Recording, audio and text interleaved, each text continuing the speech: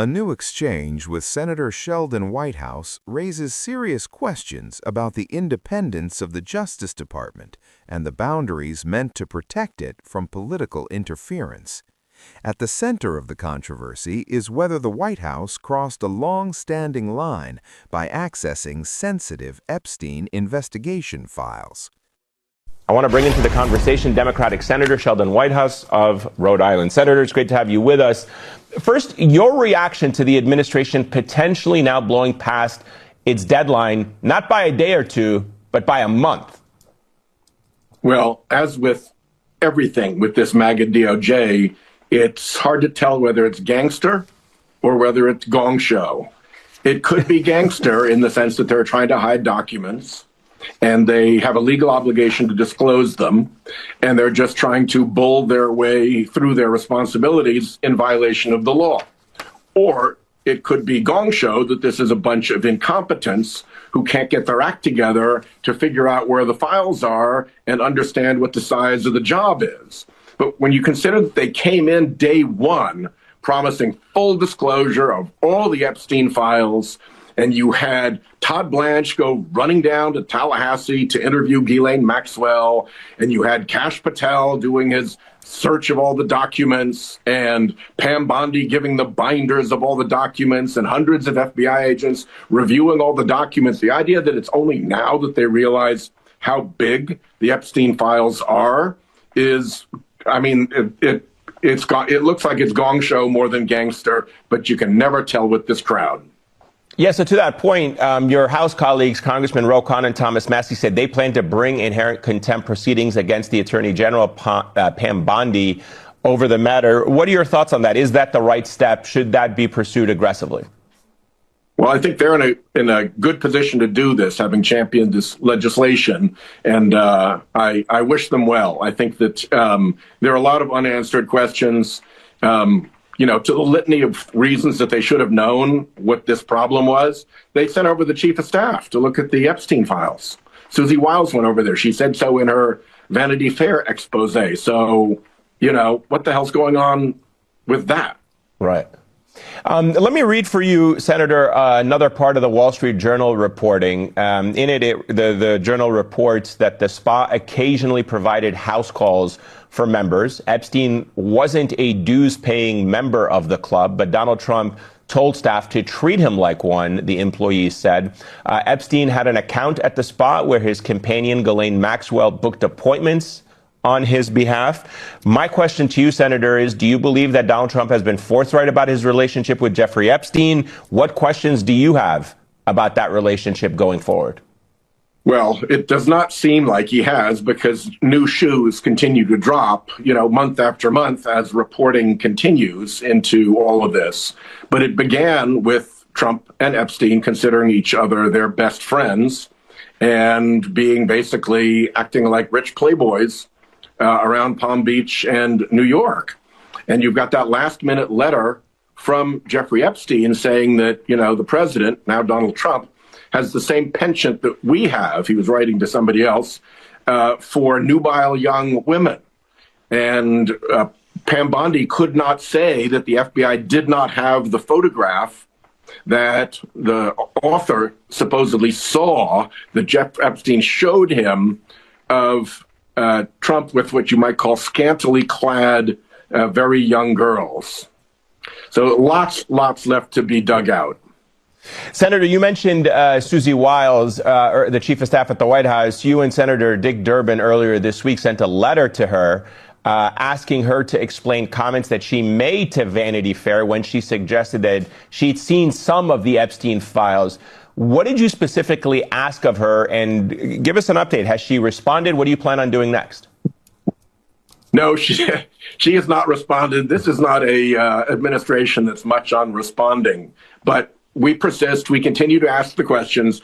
The concern here, among others, is that if you scroll all the way back to Attorney General Janet Reno and Judiciary Chairman Orrin Hatch, there was an agreement that only very few White House staff, with only very few Department of Justice staff, could have a conversation about ongoing cases or investigations. The idea was you didn't want little political minions in the White House talking to little political minions in the Department of Justice and sending, messages about what cases they wanted brought and not brought. So in this administration, it's more important than ever that what was called the contacts policy be adhered to. And the chief of staff to the president was never in the permitted group in the contacts policy. So what is she doing going over to look at investigative records, maybe even grand jury records that were being kept by the Department of Justice?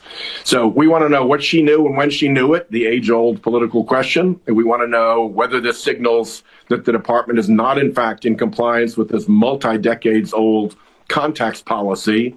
Violation of the policy was part of what blew up Attorney General Gonzalez. So it's no small thing. Yeah. And, then we want to know what she saw, what they gave her access to.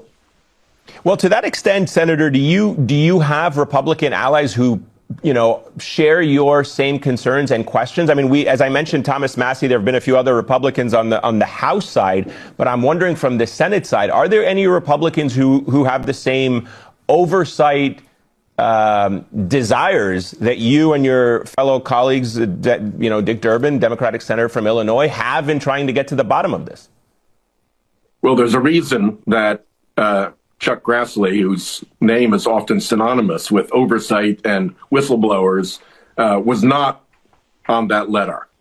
And the situation in the Senate is that there's a big gap between where the Republican concern is about Trump's misbehavior and what they're willing to say publicly to create a potential confrontation with Trump.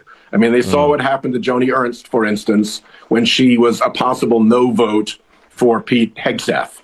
And I think they're very anxious to not get in the way of Trump's gang of more or less political thugs who will do everything they can to ruin their lives if they step out of line. But underneath that is brewing discontent that we see more and more and more. Yeah, certainly with more and more reporting coming out. And as you mentioned, also going into an election year, those calculations might change for some of those politicians. Senator Sheldon Whitehouse, thank you so much. Great to have you with us, sir. Appreciate it. Thank you. Senator Sheldon Whitehouse's interview outlines a deeply troubling oversight issue that goes far beyond routine partisan disagreement. At its core is a simple but profound question. Why was the White House Chief of Staff allegedly granted access to sensitive Epstein investigation files that, by long-standing Justice Department policy, should be strictly shielded from political officials?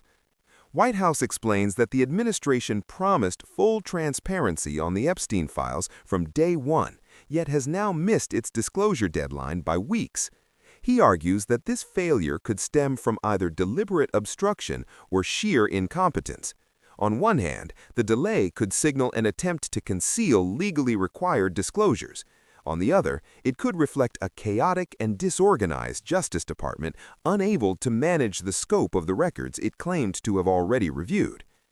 Given that senior officials publicly asserted that hundreds of agents had examined the files, Whitehouse finds it implausible that the administration only recently realized the magnitude of the task. The alarm intensified when White House Chief of Staff Susie Wiles reportedly told Vanity Fair that she personally viewed Epstein-related materials. Whitehouse and Senator Dick Durbin responded by sending a formal letter demanding clarification. Their concern is rooted in the DOJ's contacts policy, established in the 1990s after scandals involving political interference in prosecutions. That policy strictly limits communication between the White House and the Department of Justice regarding ongoing investigations. Historically, a White House Chief of Staff has never been authorized to review investigative or grand jury materials. White House stresses that violations of this policy are not technicalities. Similar breaches contributed to the resignation of former Attorney General Alberto Gonzales. If political staff accessed protected DOJ records, it raises serious questions about whether the administration exerted pressure over law enforcement decisions, undermining the DOJ's independence. The conversation also turns to renewed scrutiny of Donald Trump's past relationship with Jeffrey Epstein. Whitehouse notes that new reporting continues to contradict Trump's claims of minimal association, citing documented social ties, business interactions, and unresolved allegations that have yet to be fully examined. He emphasizes that these questions persist not because of rumor, but because of ongoing disclosures and inconsistencies. Finally, Whitehouse addresses the political reality in Congress.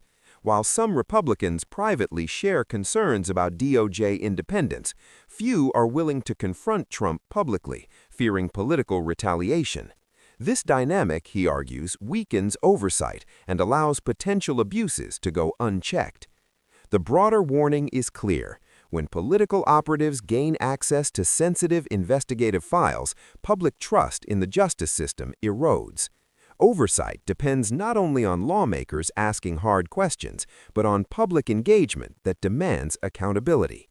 Without that pressure, the safeguards meant to protect democracy can quietly fail.